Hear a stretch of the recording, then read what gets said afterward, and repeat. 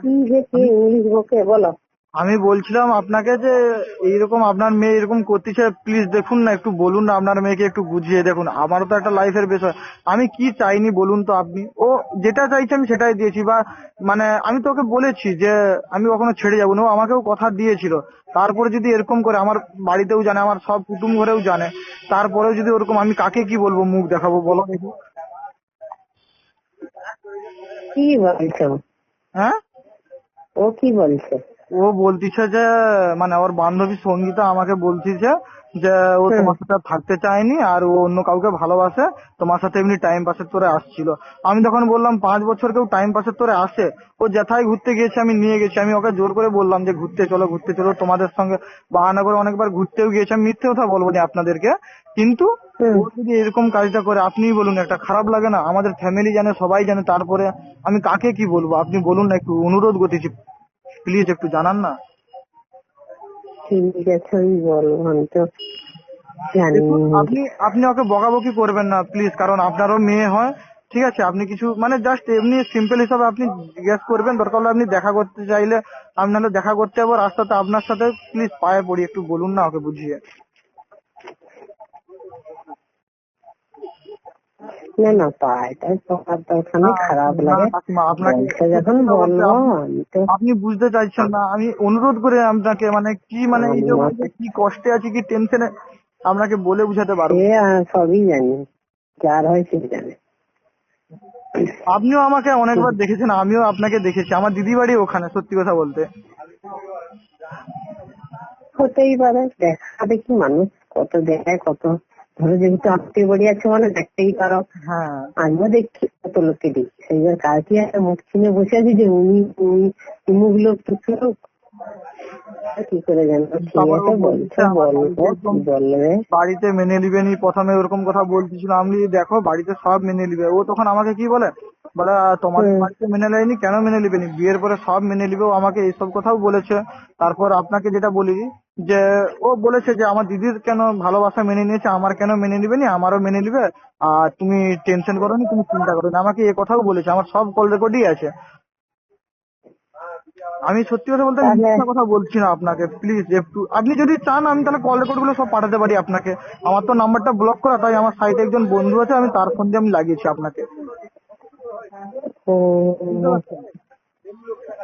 ঠিক আছে, আমি কথা বলি তারপরে ছাড়াও, মানে আমি হ্যাঁ, একটু কথা বলে সেরকম please মানে একটু কথাগুলো অনুরোধ করতেছি, শুনিয়ে প্লিজ একটু বলুন না। দেখুন, দেখো যে যার একটা মানে শখের মানুষ যখন ছেড়ে যায় কতটা কষ্ট হয়, আমি বাড়িতে কি জানাবো, কাকে মুখ দেখাবো?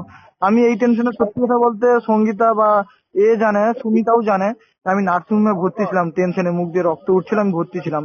এই 7 দিন আগে আমি বাড়ি বাড়ি আসছি।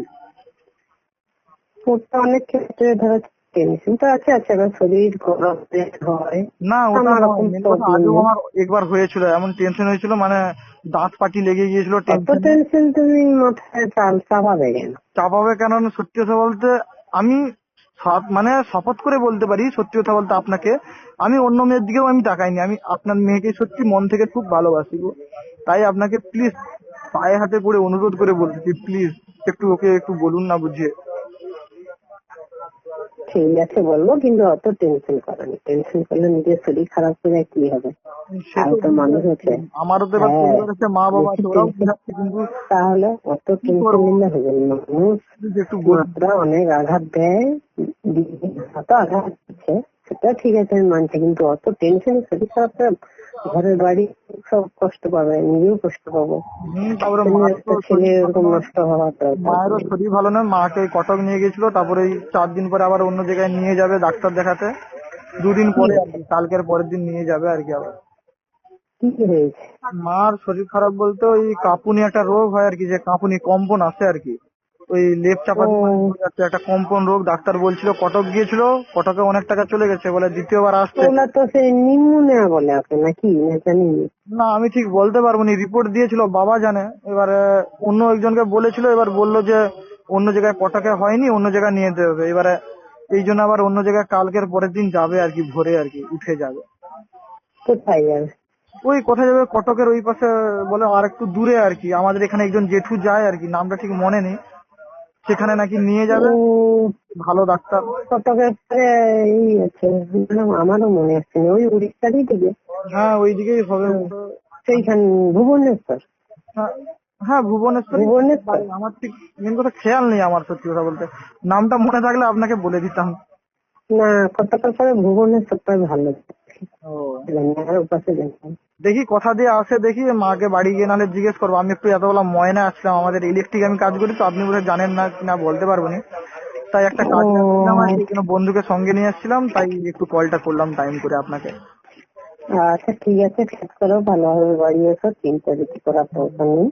আপনাদের বাড়ির সবাই চিন্তা ভালো আছে? রাখলে তো। হ্যাঁ, কাকুরা সবাই ভালো আছে আপনাদের বাড়িতে? আমাদের বাড়ি, হ্যাঁ সবাই ভালো। ও, ঠিক আছে, একটু ওকে একটু প্লিজ বুঝিয়ে বলবেন, বুঝছেন? হ্যাঁ, ঠিক আছে, আমি বেশি রাখছি তাহলে। চিন্তা করতে হবে না যে, হ্যাঁ হ্যাঁ। হ্যাঁ।